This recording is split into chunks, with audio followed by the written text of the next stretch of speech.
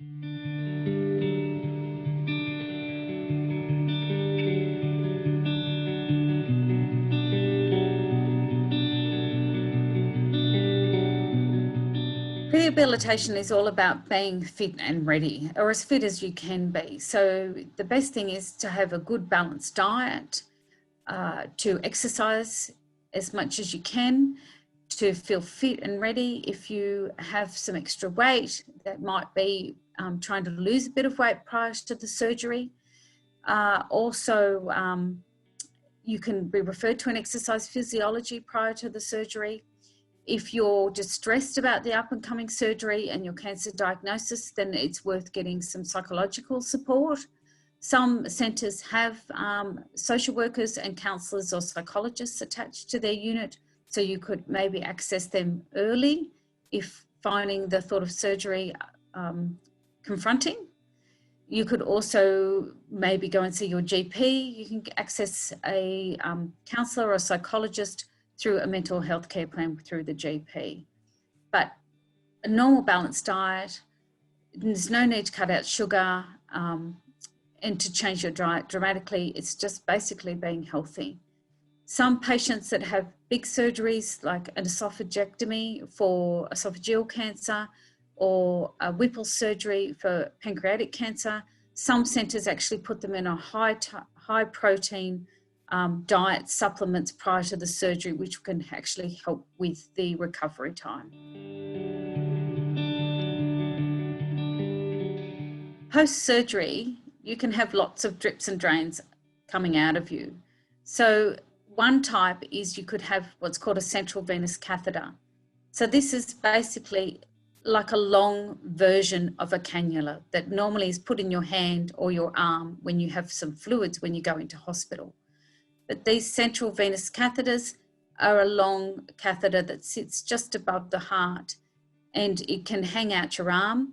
It's called a PICC line, or you can have one up on your chest wall, which is called a central venous catheter. These are put in at the time of surgery, particularly if you go to ICU post-surgery for recovery. And then they're removed before you leave the hospital. It's a way that the hospital can give you antibiotics and fluids post-surgery without having to worry about a cannula all the time in your arm, which can need to be changed on a regular basis and can be get infected.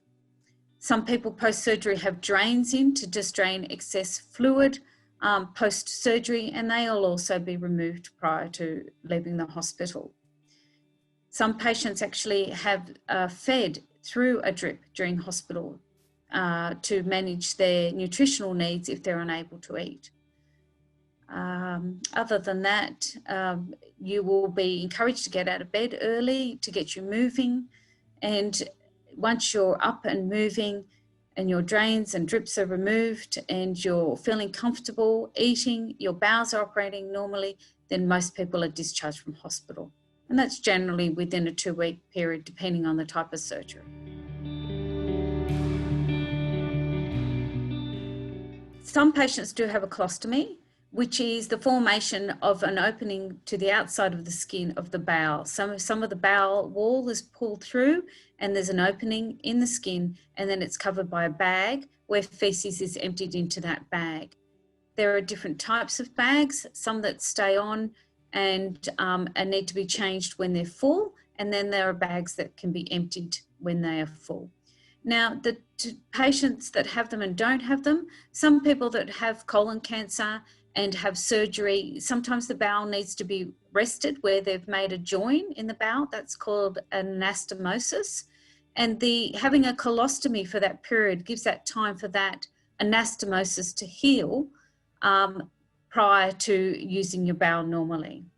Then that can be reversed at a later date. If you're having chemotherapy post having your bowel surgery, normally this colostomy would be reversed after the chemotherapy. And usually we would give a month's break. Patients with rectal cancer sometimes end up with a permanent colostomy or an ileostomy, which is in the small bowel, due to the location of the tumour and the risk that a sphincter will be involved. There are 2 sphincters down near the rectum, And if it means the cancer is involving the sphincter and you lose a sphincter, then there's a risk of incontinence. So often a permanent colostomy or an ileostomy is chosen for the patient. There is the Stoma Association in Australia where people can, or patients can go for further resources. And there's also community nurses, usually in most regional and central areas, that can be accessed for further information. I think the best thing when you're adjusting to having a colostomy is that you always are prepared. So that's going, when you go out, taking a bag with spare bags in it and wipes to be able to deal with any little emergencies. Because sometimes when patients are getting used to having a colostomy, the bags can come off, they can burst, and you can end up in a bit of a mess. And this is quite distressing for patients. So being prepared at all times is the best advice. Initially, there can be some trouble with adjusting to the type of appliance or bag and a base plate that's used, but that's usually dealt with the stoma nurses in the community. It does take some adjustment for patients with stomas. It's like women with breast cancer talking about losing their breasts and the effect on their self-esteem. The same can happen with a colostomy, but the majority of people get used to how to manage them and live with them quite satisfactorily. Some patients can even manage to not have a bag and manage their bowels, that they will go at a certain times of day and not have a bag on. Very few patients manage that, but that's something that could be managed with a continence nurse.